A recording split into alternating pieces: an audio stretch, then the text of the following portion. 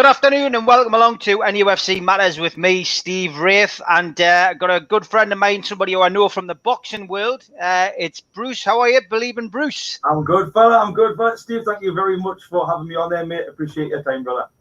Top class, great to have you on, mate. Absolutely fantastic to have you on, and obviously got you on because I've seen, seen the video like everybody else. And if you check the description box, you'll be able to see the Believing Bruce video expose of Richard Masters, where you had a look at Richard Masters' latest interview about obviously the takeover, and you picked it apart, really picked it apart. So tell us a little bit about how you got into this first and foremost. So I've been delivering body language training, mate, for a good 15 years now in the corporate arena. A lot of people, and again, the viewers on here might understand this, is that a lot of people think I got into body language reading because I'm a Geordie and nobody can understand this.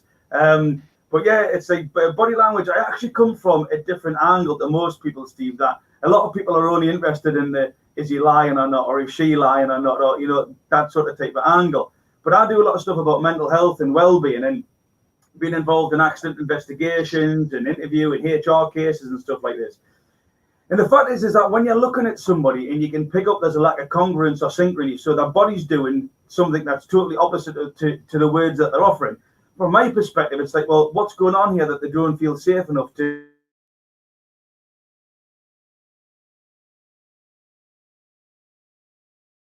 Oh, we've lost you there, Bruce. We've lost you. Something happened with your connection.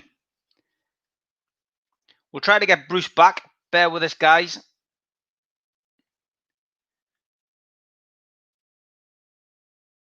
Yeah, struggling a little bit. His connection's completely gone. Now, if he's doing it on his mobile, we've had this situation before when we've done a live broadcast. It seems very likely that he's had a phone call on his phone. But we'll have to try and bring him out and bring him back in. But yeah, anyone who hasn't seen his videos, you want to find him on YouTube. It is Believing Bruce. Well worth a watch. Get on there. He's got some fascinating interviews on. And obviously the Richard Masters one was something that I actually looked at and thoroughly enjoyed. I'm sure that most of you did. It's only about 10 minutes long. But what it does is it focuses on his interview with Richard Masters. And it's well worth a watch. Here he is. He's back anyway. Yeah, continue, mate. I don't know what happened there. Gremlins in the system. But go on. Yeah, continue. Yeah, so basically been doing it for 15 years in the corporate arena. Psychological safety. If I notice somebody feels that they can't tell the truth, then I need to uncover that. And I've done it in accident investigations. I've done it in contract negotiations. You know, like two big sort of global companies come to the table. And if you're going into contracts, if you can notice the body language when you're asking questions, or can you meet this caveat, or can you deliver here? Someone scratches their neck or something like that. It's a powerful position to be able to observe what's not being said, Steve. So, you know, that's what I've got in. Started YouTube about a year ago. Seen some really exponential growth on there.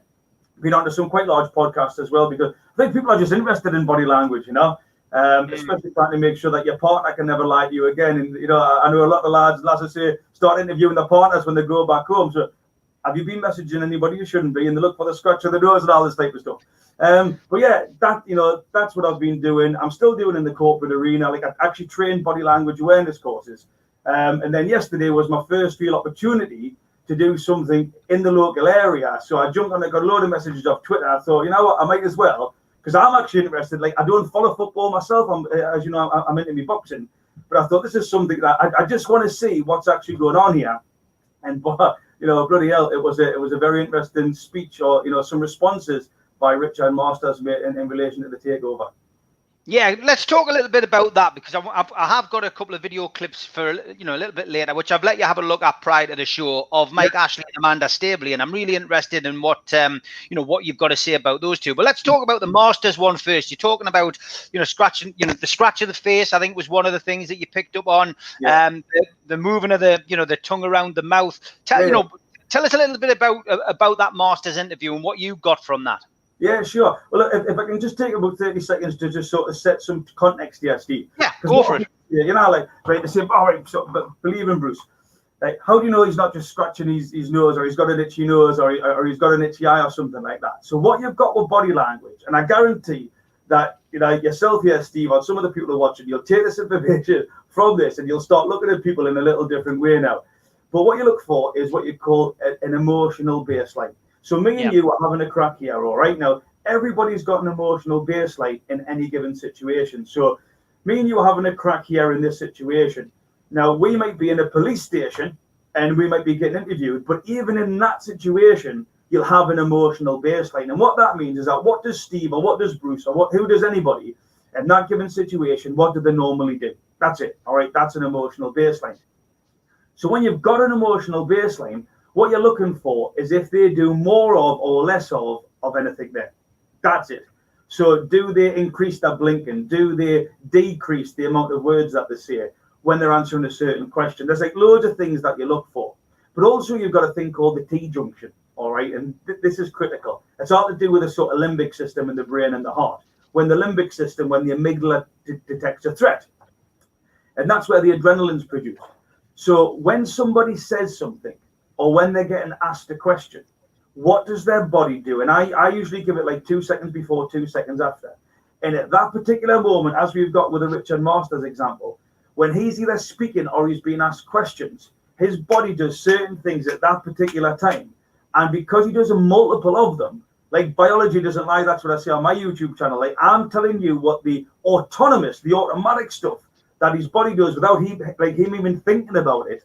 That's the tells that Richard Masters not being totally truthful.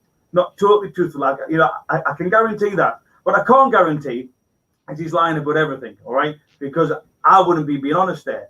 But when someone does something above or below their baseline, when they do something at that T-junction, when they're being asked a question and they start scratching their face or rubbing their nose, that's an indicator that what they're thinking is not what they're answering, Steve.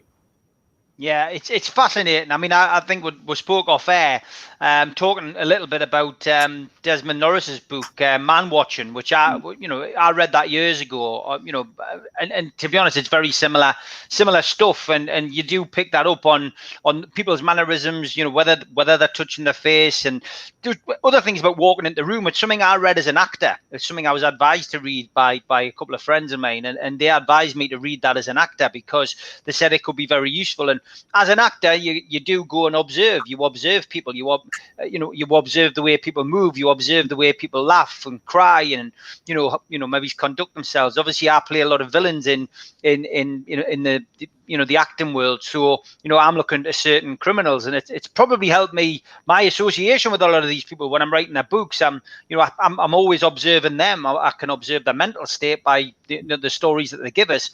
Yeah. I'm always looking for the trauma that they've had in their life, and then them explaining it. But it is fascinating stuff. So Richard Masters, obviously, for those of you who've been living in a cave and have suddenly come out, is obviously been heavily involved in the Newcastle takeover, and has now come out and more or less categorically said that if he's if he's getting blamed, then it's clearly not him who's in the wrong. It's Newcastle United and the people who are trying to buy the club, PCP, the Rubens and PIF, who need to get this sorted out. The owners and directors test needs to be completed. Once the owners and directors test is completed, they'll either reject it or they'll approve it. If they reject it, they can go back into arbitration or appeal against it. That's where we're at now. Essentially, with Richard Masters, he's been portrayed by the people who are trying to buy the club and by Mike Ashley, who owns the club, as the villain, because he is the person who was handling this, and he essentially feels that he's not the villain, and he's trying to vindicate himself in this interview. It was an interview, of course, by Dan Rowan, I think, who's done a lot of these interviews over the last couple of weeks, and it's been massively helpful for you. I think you should really team up with the guy because you'd be more helpful to him, I think. But with this interview that he's done, he was more or less doorstepped again by this Newcastle takeover. It was an interview about something else. He was then suddenly placed into a place of discomfort by the interviewer who wanted to know about Newcastle United again, which of course is still big news. So tell us about what you got from that part of the interview. Where he started getting hit with the questions about the takeover. What did you get from Masters as a person? Is he a truthful person? Was he under pressure and he didn't expect it? What did you get?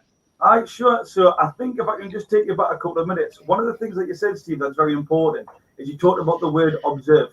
All right. Yep. Observe. That's critical in body language, because what we do is we see but we rarely observe. And there's a big difference between seeing it and observing. All right. I go onto some live streams with True Geordie, obviously. Like Brian's a real big Newcastle fan. Every conversation that I have, he's all for the club, all for the fans. You can see the passion that's within him. And he interviews people on his podcast. It's probably the most popular podcast in the UK. And I've talked to him about some of the body language signals that some of his guests, he's had really big people on his podcast where I've talked about like famous people, influencers, creators. And I said to Brian is that when you're asking the questions, it's really hard to observe because you're thinking of the next question to try and keep that interview flowing. And I'm sure you can understand that, Steve. Yeah. When you've got somebody like, say, for example, if you would ask someone a set of questions, like I can't observe as well as ask questions. So if me and you were doing some type of team up, me and Brian were to do it, is that you would be like the main figurehead asking the questions. And I would just be off slightly watching them. Because when I'm not doing anything, all I'm thinking about is observing them. And I would position myself to see that their feet, their legs, because a lot of the stuff comes from underneath the desks. Like what their feet does, what's happening with the adrenaline. It shows you so many intentions, what people do with their feet. So when I started looking at this, I put my position of I'm going to be an observer. In every body language video that I do, Steve, I come from the position of not trying to find them guilty, but if I was their defense counsel, what would I not want the prosecution to see? Yeah. What would I not want the prosecution to see? And because I haven't got any extra grain, like I said on my video, I'm not really into football. I have no reason to want to do anything other than tell the truth. Yeah. And every single thing that I put on my video, nobody can argue with because I show video evidence of Richard Masters. It's not as if I'm making something up to try and add sensationalism or something like that to it, So what you notice with Richard Masters, the first thing is you call an eye block. And this is something what we talked about Mike Ashley doing before. Yeah, so the eye block. Now, what the eye block is, it's like a visual representation of something has occurred and I'm wanting to forget it. That's why you shut your eyes. And bear that in mind because I'll bring that to your attention again when we discuss the Mike Ashley video, all right? Okay. And it's at that particular time, like I blink, you blink, etc. But in this video, it's when the blink that's key. And remember, I talked about that T-junction, like what's being said and what does their body do. So you'll see that he does blink, but there's a few times he does it because the amygdala's fire and the adrenaline's come. So there's a part of the brain called the thalamus, Steve. So that guy's been asked a question. If you as a kid, if you've had a chocolate bar and your mom starts screaming, who's at the chocolate bar? Because you're guilty, your brain, you can't convince your brain you're not guilty. So you might be trying to give you a big poker face out there, but your brain's screaming, and obviously the chocolate around your mouth might give you a will. But it's like, oh my God, I'm guilty. And it's a bit like, and I try to get across to people. Let's just say you've been in a situation, you've had the old mobile phone, you've been texting somebody you shouldn't have, all right? And you've left your phone downstairs. You're lying in the bath, just, nice and happy as Larry. And then all of us, but what's going on downstairs is your missus has got the phone and you've left it unlocked. And your missus has been going through all these text messages. And remember, you're nice and calm, just like Richard Masters was in that interview. Yeah, I'm answering this and I'm answering that. And all of a sudden, boom, the bathroom door gets kicked off its hinges and your missus is standing there with her phone saying, who's Sandra? Who's Sandra? Yeah, well, Sandra's the last you've been. So because your brain knows who Sandra is and because your brain knows you're guilty, that amygdala kicks in, all right, which is where the fight, flight, or freeze response comes. And we see this in body language all of the time, Steve. So when this occurs, what actually happens is that your brain starts to try to react to this threat by getting rid of it, yeah? So when your missus is standing, and obviously I'm not saying you've been texting anybody called Sandra or your missus has booted the door in, but like when she's there with the phone, you're like, and you can't do anything because the amygdala is taking control. You are in what's called the freeze response. And only when your missus throws the phone at you and storms down the stairs, your amygdala starts to calm down. And that's when you can come up with what we call the lie. All right, that's when you start concocting the story because you've moved from alpha to beta, like sort of different wavelengths in your head. You're in a more calm state. And what you see here with Richard Masters is exactly the same thing. Is that as soon as he mentions Newcastle United, boom, the eye block comes down. Yeah, that's where you see the eye block start. And it's because it's Newcastle United, that's the adrenal, that's the eye block. Oh my God, he's saying, I don't want to talk about this now. I wish this situation would just go away. And you can understand that. I actually get how this guy feels. But then he starts with another eye block when it's gone, like this is being protracted. The moment the interviewer says this has been a protracted process, boom, you get that other eye block there.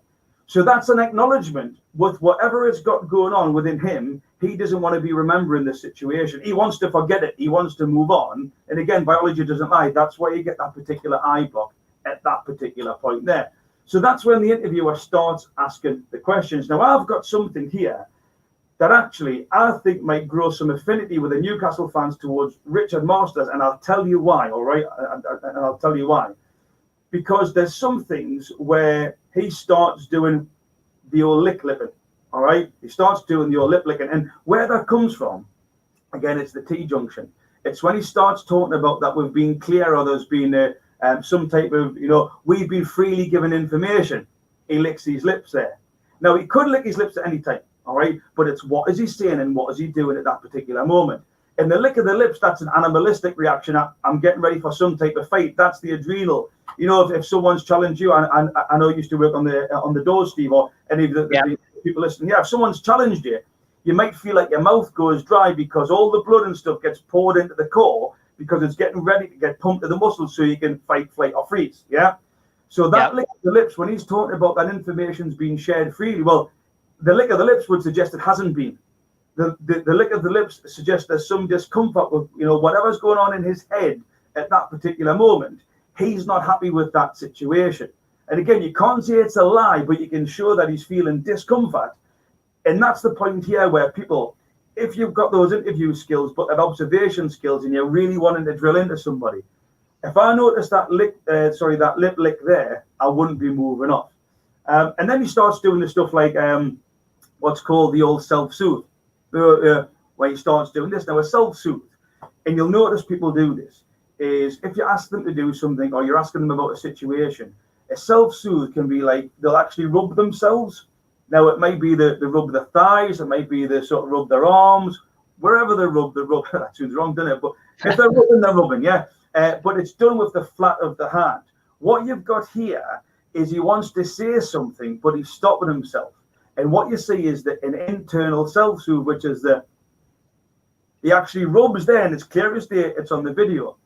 And that's where he's talking about this. Is it the operations and directors program? It's something like that. Forgive me if I don't know the phraseology, but it's about the operation directors test or something along there. That's where you start to see this self-soothe come in. Remember, he hasn't done it before, and he does it when he's talking about this. Yeah. He hasn't got a burger or a bit of bacon in his teeth or whatever like that. All right. That's a definite self-soothe. And he does it twice in relation to that particular subject. Again, I'm not lying. Anybody can look at the video. That's exactly what he does. So it's at this point I start to think he's not happy about something to do with this operations and directors test. Like, he's not happy because he's showing discomfort. Yeah, he's showing the discomfort. And then what you get is a scratch when he talks about the commercial policies or something that he's discussing, and he actually scratches himself. Now, Steve, a self-soothe with a hand is the flat of the hand. You're soothing yourself. What you'll notice he does is it's exactly when he's talking about it, he does this. Just a random scratch there. But what is he talking about? Well, he's talking about those commercial agreements or commercial confidentiality. That's what he's talking about. So I don't know what's causing him discomfort. But again, what's going on in his head at that moment where he's talking about the commercial confidentiality, that's causing him to the point where he's irritated with it. That's why you get the scratch of the hand. Yeah, and that's the only time when he scratches himself, when he talks about commercial confidentiality. Yeah, that's what it's all building up, but it's around this operations and sort of directors test. And then what you get is the Pinocchio moment. Yeah, the Pinocchio, which is the biggest thing, right? That's the biggest thing, that something else is going on. He said he's very uncomfortable when he talks about, I think we've clearly give out information. Richard, you don't. You absolutely don't. And you can't deny that. There was no reason for you to touch your nose. It's not as if you've got a cold or you haven't done it before and he hasn't done it after. That is the only time, just like the scratch with commercial confidentiality, where he talks about, I disagree with the criticism. I think basically, I think we've handled it fine. No, well, you don't, because that's why the Pinocchio movement's known for it. And anybody, I would say, if anybody ever talks to you, and does this. It doesn't mean that they're lying 100%, but they're definitely thinking something else as they're speaking. So for me, when you look at Richard Masters, me and Steve, again, I've got to be honest, there is some stuff during that interview where he is being authentic, where he is telling the truth, where he is in what I would call his emotional flow.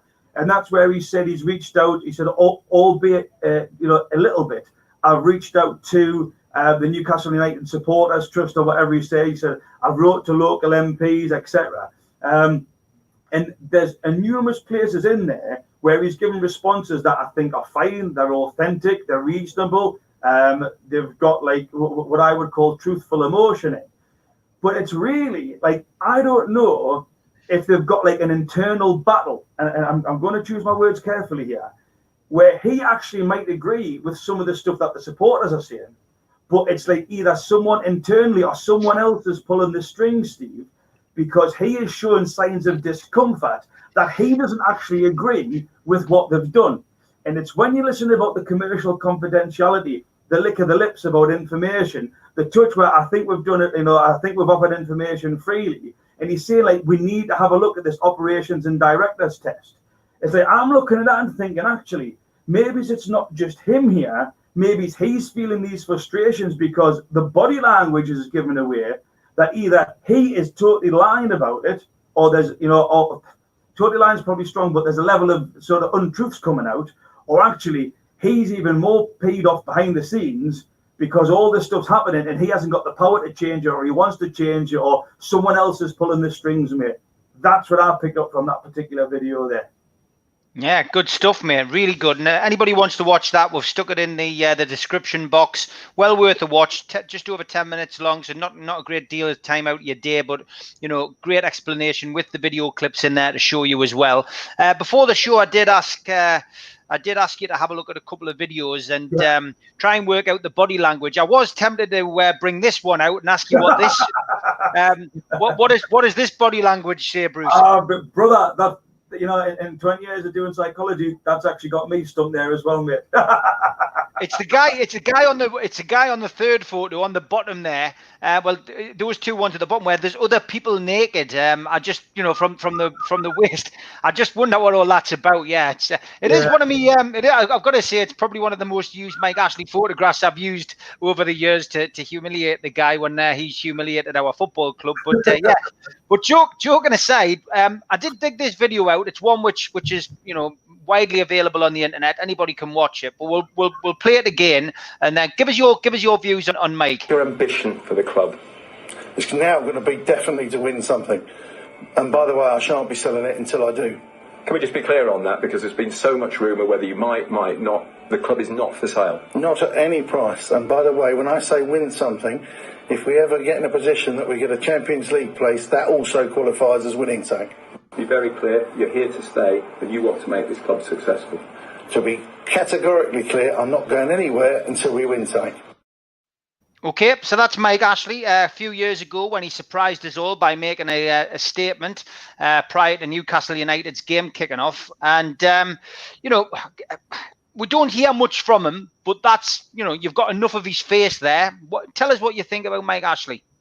Yeah, so again, I can only go off the actual video that I'm analysing at the time, Steve. So I'm not really interested in any of the context around it. Again, I'm not adding sensationalism to it. What we're looking for here is a thing called congruence, mate, all right? Synchrony. It's like what I'm saying, does my body give off the body signals? Is it, so if I was to say yes and my head does that, that's a total lack of synchrony.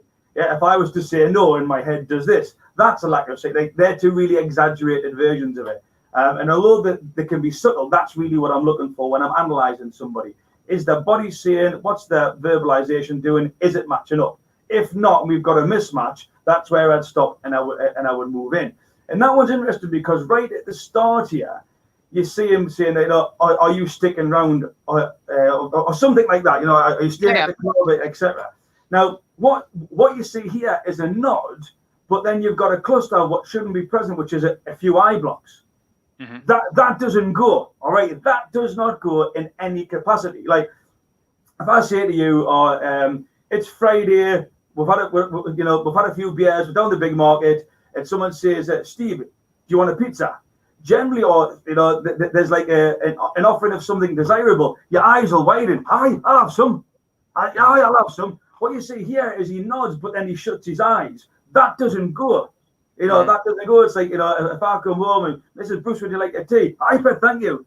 That's not there. Like, you haven't got the widening of the eyes. What you've got is he's trying to block out a thought or an image. Something else is going on in his head. And again, anybody can watch that back and see that. When he nods his head, there's an eye block. That for me would be enough if I was interviewing somebody or assessing somebody. I'm like, that doesn't go. Tell us a little bit more. Give us some more information. What's your plans, etc., etc. Because on that particular point there, Mike, your body wasn't lining up with what your verbalization was offering. And then halfway through as well, he's asked a question, and there's a sort of shake of the head where there should be a nod. And again, that doesn't really go with being truthful, with being authentic. Now, again, you look at the neurodiversity perspective of this guy. He's numbers. He's not really a people-based person. That's why he's got the big empire, that he has. But definitely with those eye blocks, when he's being asked there, not just because they're eye blocks, but because they're accompanied by either a shake of the head or the nod of the head when they shouldn't be there, that would be enough for me to say, right, he's not being truthful. Something else, like he's got other plans, or he's not offering what's inside his head. That's for sure, mate. That's great. That's great assessment. Thanks for. And as I say, I know you like to take time looking at videos and assessing them. Yeah. So to do that on a short basis is quite good and quite, I would say quite accurate from what we know of Mike Ashley. Next up, Amanda Staveley, of course, who is the head of PCP, who's trying to facilitate the purchase of the club. Now, there's not a great deal of Amanda online. Basically speaking, very difficult to find anything. But this is a quick snippet. Just before you press play, could I give your viewers what to look for? So go on. If that's go for it. Yeah, do it. It's a good idea. It's a short video here. Amanda Staveley, she's relaxed. She's having the crack about the sort of something to do with Barclays or the investment or something along those lines. And about halfway through, you'll see her. She does a few eye blocks, but there's a really elongated eye block as well. And she sort of stutters, which is called the globber sensation, which I'll come back to in a second. But halfway through, she has a little bit of a crack. She has a laugh. And then she goes on to explain what she's talking about. You'll see the really elongated eye blocks. There's a few of them, and one really long one. And she sort of stutters as well. But play the video, and then I'll come back to explain why that is, Steve. We see volatility in market. If I go back, 10 years? 10 years is a long time. When we did the Barclays trade, the key driver of that deal for us was the warrants and the volatility drove those. So we actually tend to go into markets when we think they're going to be quite volatile. So you see there, she's talking about something. Now, people can stutter and people can get their words mixed up when they're thinking about something else. It can happen. All right, it can happen. That's fine. But when she was talking about the key drivers and the reason why we're doing it, that's where you see the adrenaline. That's where it starts kicking off. And then you see her almost have to try to get that words out. There's one particular word that she stutters on. Now, again, she didn't remember, she's relaxed. She's having a nice crack. There's a little bit of humor at the start, which makes that particular segment even more abnormal because, well, you're not under threat. You're there just like me and you are now having a crack, Steve. So why did your amygdala trigger? Why did you get that adrenaline dump? What images were you trying to block out when you say, this is the reason why we're doing it? So just off that particular section there, remember, emotional baseline, what do they do more of? What do they do less of? Let's have a look at there. There's no reason for her to have an adrenaline dump unless because remember, a fearful thing, Steve, doesn't have to be in front of you. You can think of something in front of you and that can set off your amygdala as well. It doesn't have to be there. Just the thought of someone going on a plane if they don't like flying, that can be enough for them to have a panic attack. The palms start sweating, all the galvanic skin responses start kicking up, all this type of stuff. So halfway through there, whatever she's got, whatever thought at that particular moment she's had, and again, I don't know what it is because I couldn't question her, but at that particular moment there, that set off an amygdala and its sort of response with the adrenal glands, and that's what you got that little bit of body language there for. Can some of this be brought on by, you know, being in an unusual surrounding? So Amanda Staveley, obviously it doesn't really show it as well on there, but she's actually on a stage in front of an audience with cameras on her. She's got like a Madonna microphone on her face. Maybe it's something that's just it's unusual for her, because I mean there isn't a great deal of interviews of her out there. So maybe speaking publicly is something she's not used to. Maybe she's used to speaking around a meeting table. Mike Ashley, of course, very, very reticent to do any media interviews. Before he bought Newcastle 13 years ago, he was a recluse, didn't court publicity. That was probably one of 3, maybe 4 major interviews he's done in all his time at Newcastle United. So again, it's unnatural for him to be on television. So does that have an effect on the body language and the way that these people are speaking? Absolutely it does. But also, like, it's like me and you could be having a crack here. You'll understand more than this about anybody, Steve, when, you know, as an actor. Me and you could be having a crack, or I could be speaking to you in the street, and I could pick up your phone and say, 2 seconds, Steve, let's just record this. And even the actual motion of me bringing out a camera is enough for your amygdala to spike. It's like, it's called the imposter syndrome from a psychological, like, you're aware somebody's watching you.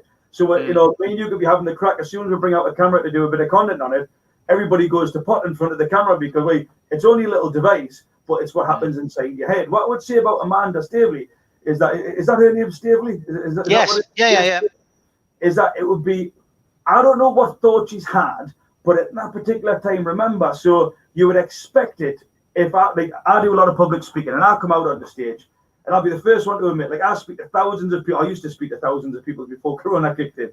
Like, I'll go to a big exhibition. I was at St James's Park doing the male mental health stuff, and before I get up to talk, I'll be thinking, oh my God, I'd rather be anywhere but here. But that's my process of just getting me ready. It was like, hey, my adrenaline's pumping. I'm getting ready to perform. I'm happy with that.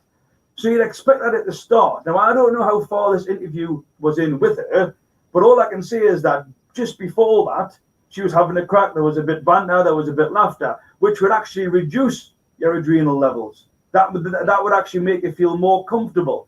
So I don't know if she was looking at something, she saw something behind, there was a thought cropped in, but all I know is that she had an amygdala adrenaline response at that particular moment, because that's where you saw her images blocking out something, and that's why she got that globus sensation. Now, the globus sensation, I've got one of my top performing videos on my YouTube is Prince Andrew.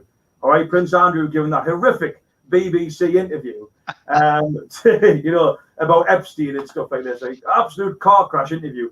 I've got no idea who authorised that. But you see Prince Andrew all the way through, and there's a thing called the globus sensation. So again, just like if you've been caught out, the tightening of the throat is an indicator that you are under threat. You know, your mouth goes dry, and I'm just talking about this area here. Your mouth goes dry, and this starts to tighten up to the point where sometimes you can't actually get the word out. And that's what you see on Prince Andrew interview, and specifically, a bit like Jarrell Miller, the boxer who's going to fight Anthony Joshua. I've done a body language video assessment on him when he was denying that he hadn't took 900 different types of steroids to fight AJ, right? And exactly the same happened with him. He had this globus sensation. And interestingly, it was the same sort of word. Jarrell Miller's was legality, and Prince Andrew's was legal. But when Prince Andrew he was asked the question, he says, would you be prepared to stand up in front of a court of law and give evidence? Yeah. And you see Prince Andrew is like, yeah, I would, you know, if I had to. But you can see like there's that shift. He starts changing. And then he says, you know, I would be comfortable. And you can hear his voice start to tighten up, where he says, go through the leak. And he actually almost chokes on the word legal. And then he pretends he coughs to then try and get over it. So this is a little example of what you've got going on here. And again, I don't know why, I don't know what thoughts you're going in. All I've got is the evidence that at that particular moment, because you've got what's called the behavioural cluster, Steve. So there's certain things like on the Harry Mcguire video that I've done. That's great. I mean, I watched that before. Now that's great. Now, of course, anybody who's watching who doesn't know what happened, Harry Mcguire obviously got caught up in an incident while he was on holiday, defending his sister. He claims he was obviously arrested by the police. He, allegedly attempted to bribe them. That didn't all go down well with the Greek judicial system, who act very quickly, it has to be said. Harry Mcguire was arrested, tried and convicted. He's then appealed, and of course now he's not guilty and has to go through the whole process again at some point. So the interview that he did then with our man again, Dan Rowan, You put your video up there, which again people can watch on your channel if they subscribe to Believe in Bruce on YouTube. You did another observation on that, and I found that fascinating because I've got to be honest, when I watched that interview live with Dan Rowan for the first time of asking, I picked up on some of the things that you did. Now that's probably because I've read that book, Man Watching. Your experience in it, yeah. But I did pick up on a few of those things, and it's that whole. But go on, I'll let you explain what you found from watching that interview. Yeah, sure. So what you've got there is what you call a behavioural cluster. So if somebody does something where it's out of sync, Steve, or you haven't got that congruence, yeah, there's one thing you think, okay. But then if you get two things happening or three things happening at the same time, it's almost a definite that something's going on there, all right? Almost a definite that something's going on.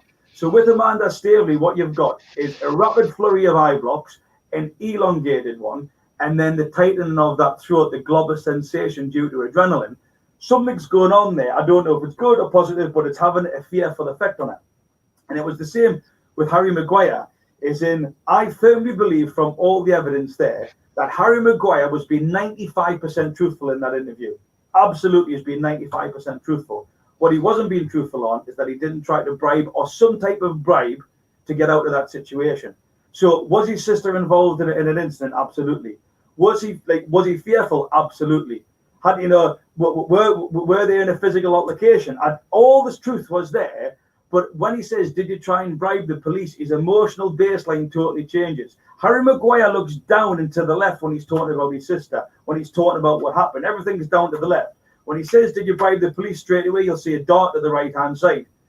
That's him there. No. When you're talking about truthful stuff, all the way through your interview, your emotional baseline has been down to the floor. That's where you look when you're recollecting the truth, Harry. As soon as you said about that interview, did you offer a bribe? Bang, that dart goes to the right-hand side there.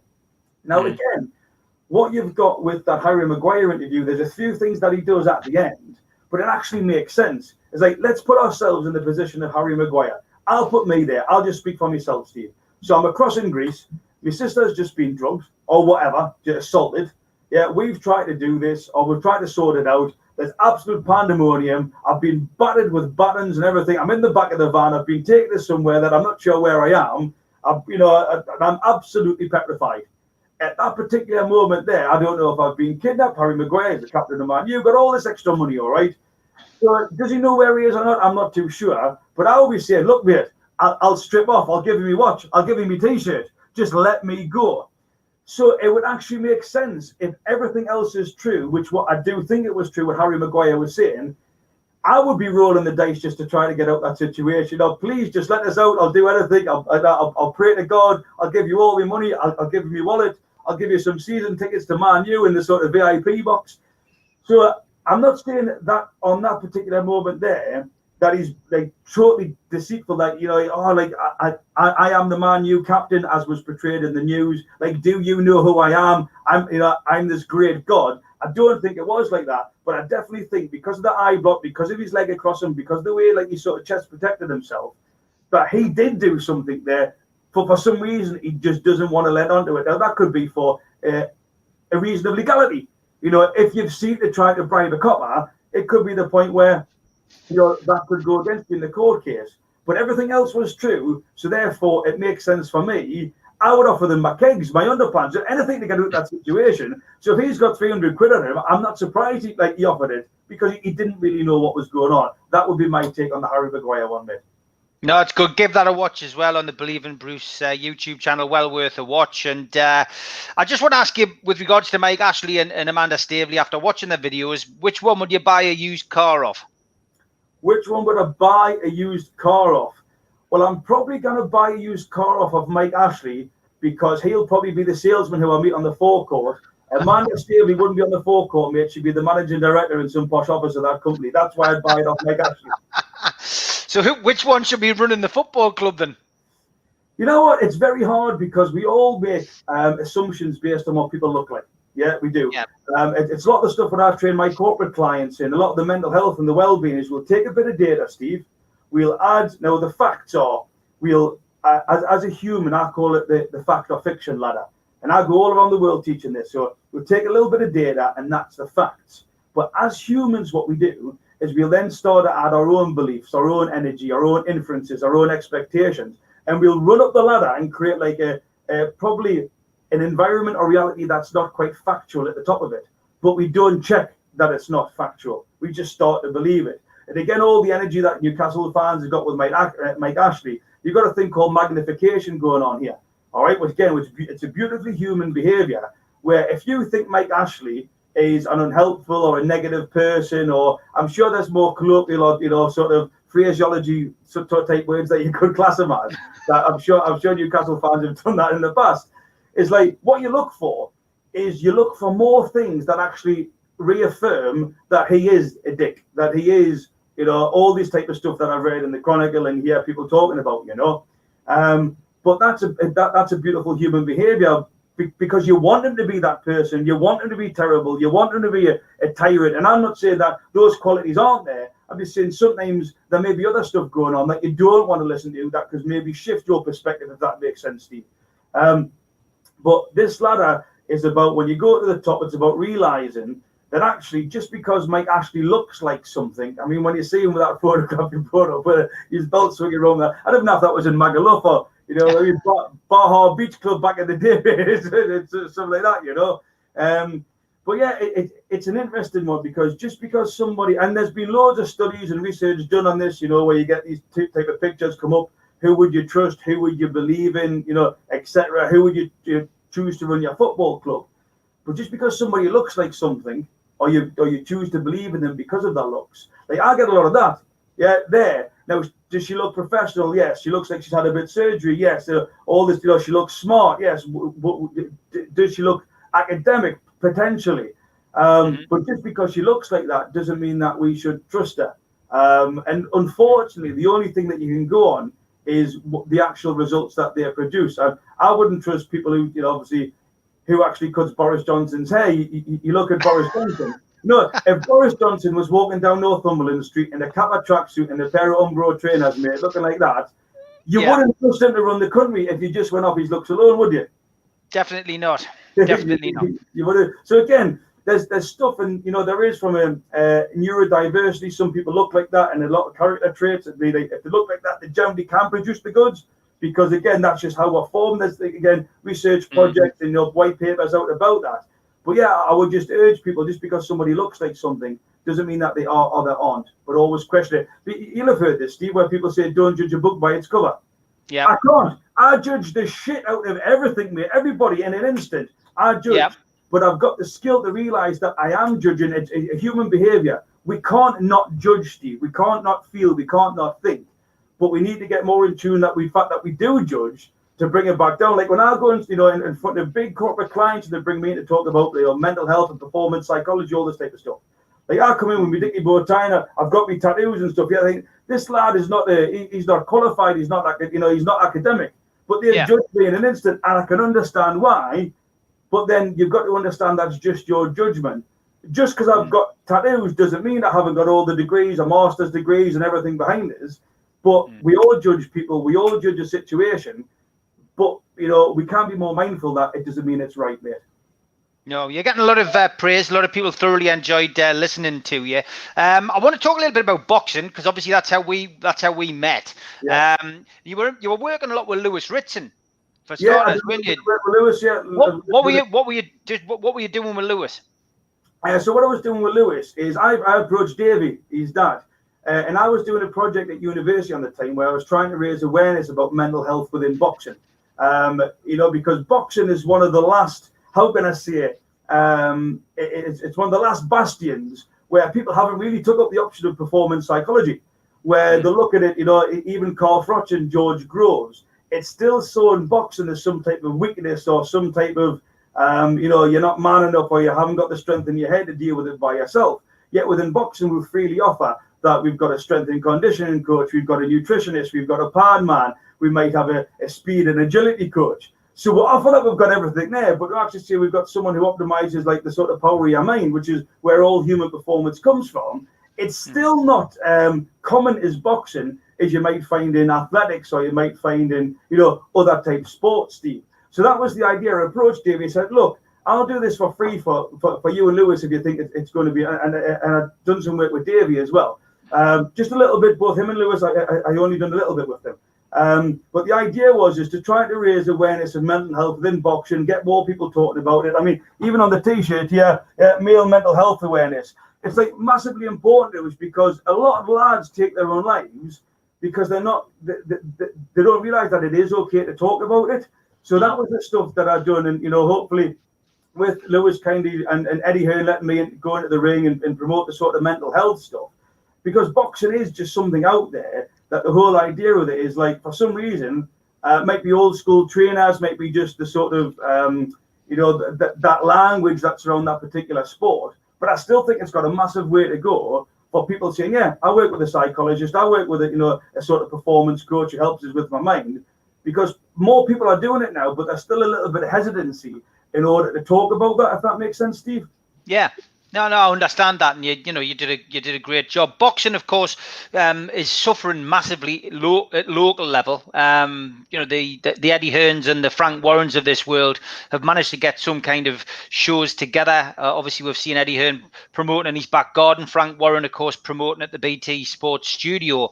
But my concern is massively at the local level. As a boxing promoter, I'm in my 9th year now. As a boxing manager, I'm in my 6th year. Obviously, I work quite heavily with Phil Jeffries. We haven't been able to put a show on, and there's no light at the end of this COVID dark tunnel. And my concern really is, a lot of these fighters, first of all, they're not fit because they're not getting the regular training or sparring. But like you've just mentioned, the mental aspect of this as well. Some of these guys put the heart and soul and all of their lives into boxing. They don't do anything else. They don't have a side job. They rely on sponsors. And they have to train 24/7. But there's no light at the end of this COVID tunnel. What's your thoughts on what the fate of the small hall shows? Yeah, I mean the small hall shows, they are, as we discussed off air, they are the funnel that a lot of the guys come through. I mean, even if you look at Lewis, Lewis has had astronomical sense in relation to being a boxer from Newcastle. But his shows got put back. I think was it April when Lewis was meant to be fighting? It got put back and back. So even for somebody like Lewis, who's at the top of his game, if we can say, British champion, trying to position himself to go to the world level, and we all hope that he can do that. It's like he's got that motivation. But even for somebody like him, who's got a larger pay packet than the guys coming through the sort of small hall shows, but Lewis didn't get that, that sort of leg up from Eddie Hearn that a lot of the boxers do. They come from the Olympics or something. Lewis is a product of small hall shows. Like without that, he wouldn't have managed to sort of guide his way up into the position that he is now. And yeah, I think you would like it. I mean, financially, it is difficult for all concerned.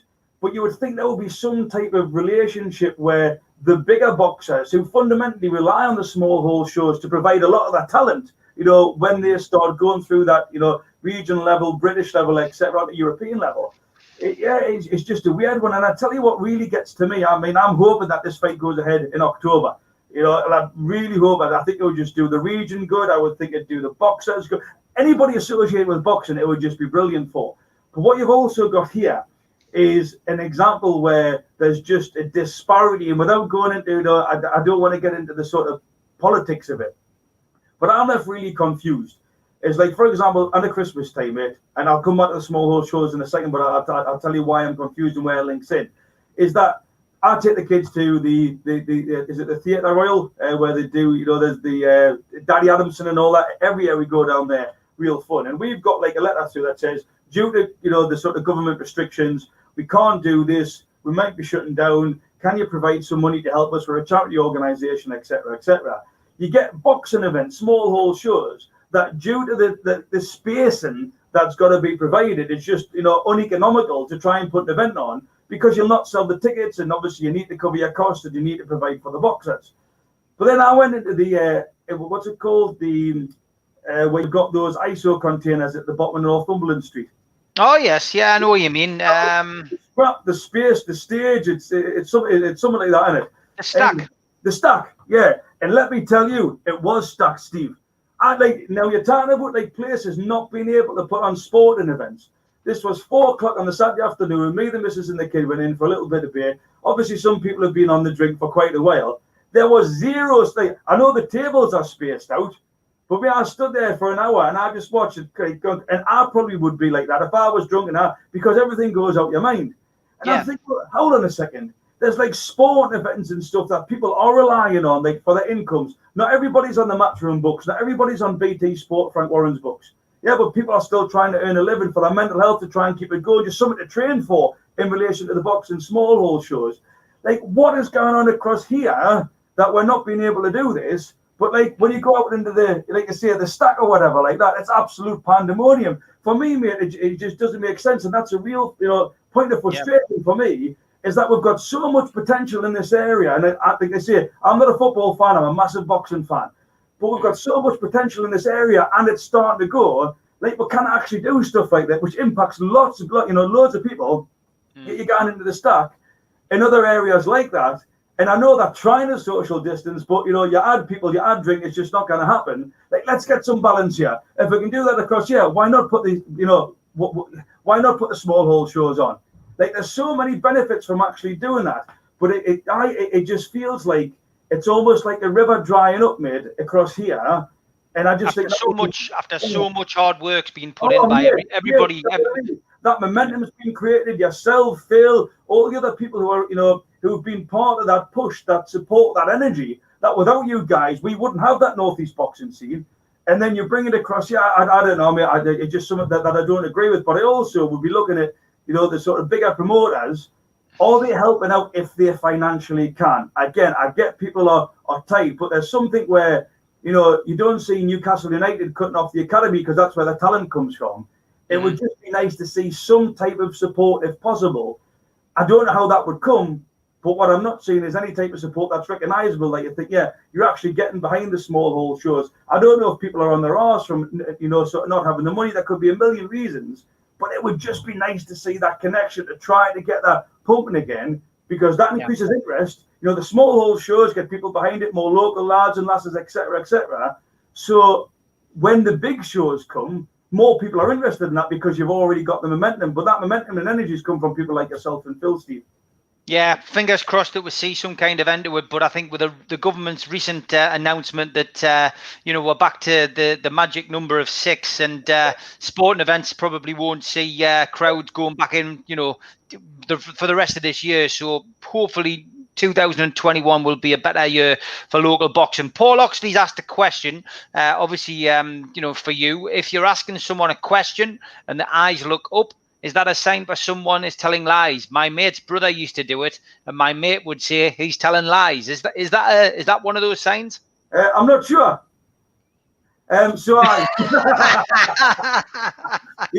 So what it is now, there's a lot of stuff, and where it comes from is a thing called Neuro-Linguistic Programming, Steve. All right, this thing come out sort of a couple of decades ago from America, California, I think it was. And one of the big things that Neuro-Linguistic Program become famous for was like, where do your eyes look?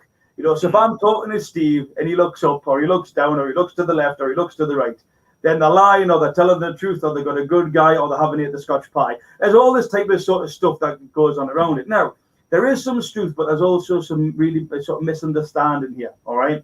Because just like I mentioned before about Harry Mcguire, at the very start of this show here, I talked about an emotional baseline, Steve, all right? Yeah. So in this emotional baseline, you will do certain things, you'll speak in a certain way, and you look at certain places. So when I'm interviewing somebody, I don't want to give too much of the game away here, all right? But I'll ask certain questions that they should know the answers to, and they shouldn't know the answers to. I'll ask certain questions which generally would be happy. I'll ask certain questions which generally elicit a sad type response. And all of the time, I'm looking where your eyes are going. That's all I'm doing. I'm looking where your eyes are going. So after about maybe 5 to 10 questions, I've got a good indication. If I ask something about this, Steve looks here. If I ask this, Steve looks there. Yeah, based on the questions that I'm asked. So you can't really say if someone looks up or to the left or to the right or down that they're lying, because that doesn't apply to everybody. Yeah, that doesn't apply to everybody. But what you can do is you can look for that emotional baseline of what do they normally do. So Harry Mcguire, when he was talking about his sister and the event that had happened, he was like this. Legs were out, he was lying back in his chair and he was looking down. Now, occasionally he would search, but the majority of the time he was looking down. So when he asked about that question about have you tried to bribe anyone, and he looked to the right-hand side, that's something where you think, right, Harry, you look there, that's abnormal for you. I believe you about your sister. I believe you about the incidents. I believe you about you've been beat or something like that because you've been looking down. So when you've been asked a question and you look somewhere else, that's the point where I'm going to pick you up on. That's where I'm going to start asking questions, and I'm literally on you like a dog on heat. I'm not going to let you go anywhere, because in that particular moment, now his baseline may change. He might be in a different situation, asking different questions, and he always looks to the left. But what you've got to do is, and when you're speaking to that person at that particular time, look, ask them some questions that they're telling the truth.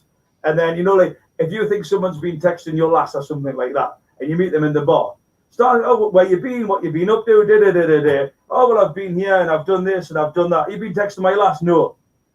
If that there is the indicator, then that's where you got to stop. But it's only if someone does something different to what they've done all the time before. So just because somebody looks up doesn't mean they're lying. If they do something different, I'd stop and question them a little bit more, mate.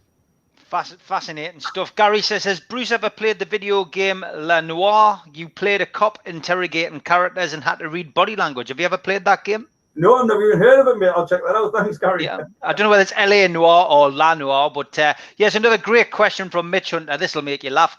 What about an orgasm, Bruce? How can I tell if our lass is faking that? Yeah, she is. He says, apparently he'll send you a video. Dave Harrison says, outdoor sporting events are still going ahead. I'm running the UK Archery Masters next month, 68 each day, all approved by DCMS. Could you not do an outside boxing event? I think the big problem, Dave, is that with small hole promoters, it's all about money. And, not to bore people too much, but to put 6 fights on, 6 4 3-minute round professional fights for a promoter like me or Phil Jeffries, you're talking about £5,000 to outlay. So you need sponsorship. That's only to cover the show. The boxers still need to be paid. And the problem you're going to have with any event is that, we rely really on the fighters selling the tickets. And people won't want to come. So, we might be only allowed 50% of attendance to attend. And financially, it's just not viable to put boxing on at the moment. That's the big problem. So, unfortunately, unless your Eddie Hearns or your Frank Warrens step in and say that they are willing to put a show on at their expense, with like the up and comings, like they did in the past. Eddie's done it up here in the past. He put some matchroom up and coming fighter shows on without really a headliner on. Then small hole boxing will really suffer. So hopefully there will be some of that moving forward. Last couple of minutes, Bruce, just want you really to give you your channel and various things a plug, mate. So where can people find you and where can people watch your stuff? Well, if you're interested in body language, you can subscribe to the Believe in Bruce channel on YouTube. Believe in Bruce 360 on Instagram. I generally put something up there about like body language helps, sort of tips and stuff, Steve, as well as psychology, self-development, anything to do with the head and heart. I'm always posting like sort of stories and stuff on there. And I think a lot of people now are interested in not just like body language and the art of lying. A lot of people are, but also trying to figure their own heads out. Especially with Corona, a lot of people are getting laid off. Their mental health's been affected. It's like seems to be more energy about it now and sort of more openness, which is great from a sort of mental health perspective. And obviously, if you want to follow us, you can follow us at Twitter as well. One thing that I would say is I totally get where you're coming from, the small hole shows, and it's all right because when people put this effort in, like the majority of people won't know how much effort goes into actually running an event like that, Steve. And when you've got parameters and stuff that's been set by the government and all this type of stuff, it's like literally my heart goes out for you. It's just, it should be happening. It's needed to happen. Whether you can legally get it over the line and make some money, because that's why you're doing it, and it's okay to say that as well. It's like, I just hope it happens sooner rather than later, mate. Not just for the national stuff, obviously, like Matchroom and BT, but for the local people coming through it. We've got such momentum. All that energy's been put in. All that hard work's been put in. Like, it would be devastating if you didn't get that leg up and some type of support from somewhere, mate. Yeah, fingers crossed. I do want to finally ask you just about politicians, because it's one of those things that's just come to my mind as we're talking. You must be having a field day with some of these politicians trying to dig themselves out of a hole with this COVID. I know it's a fluid situation. You know, I don't want to get too heavily into the politics side of it, but watching politicians being interviewed about this COVID situation, do you do it with everybody? Do you sit and watch them on TV and go, he's lying? You must be like Jimmy Nail every night. She's lying. Yeah, mate, it's actually really hard because I've been doing it for that long that I can't not watch something and pick up on something instantly. I just can't. It's just there, you know. And I'm sure, like, if you watch some type of films that you're into, obviously the sort of true crime and all that type of stuff, you watch that and say, nah, that would never happen, or they wouldn't have done this, or he wouldn't have got away with that. It's the same with me with body language, you know. It's just in tune. That what I did do, if anybody wants to have a look at it, about 2 months ago, there was a guy who was Boris Johnson's right-hand man called Dominic Cummings. Now, Dominic Cummings, yeah, he done an interview. Again, I've got no idea. Like, when you're guilty, if anybody's watching, when you're guilty, don't do an interview, all right? Because it doesn't matter how good a thing you're lying, you're not. You're going to come unstuck. And Dominic Cummings done this. He gave an interview in his garden. There was a table, and there was, like, various reporters covered up. And I was like, you are, like, I cannot believe you're doing this. Like, and the worst thing is that you could see his legs as well. There was a load of leg wrapping, there was leg comforting going on. It's like everything was there to see. I think that got about 30,000, 40,000 views on YouTube as well. But yeah, it's, you know, it's absolutely horrific. And this guy, in fact, I'm sure he come to Durham. That way you have like a baby home or something like that, mate, in Durham. And I was just watching him, and like, even when I'm watching people, I'm like, oh, please, you're not doing this, mate. I know you think it's a good idea, but just always remember Prince Andrew, all right? Always remember Prince Andrew. If you're guilty, never say, yeah, do it. Do a lie detector test with it. You know, I'm happy to be interviewed. No, just say no, no comment. Because if you're guilty, your brain's going to give you away, your body language is going to give you away. And that's what we've got with Richard Masters, which is what you invited me on here to discuss with. Yeah, that's brilliant, mate. Absolutely fantastic. Well, listen, everyone watching, please give him a follow, subscribe to his YouTube channel. He's given the indication where to see him on Instagram, etc. So give him a follow. Well worth a watching there. Good luck with everything you're doing, mate, and hope to catch you ringside soon, mate. Yeah, definitely. Fingers crossed, mate. Fingers crossed, Steve. Cheers. Take care. Bye. Good brother.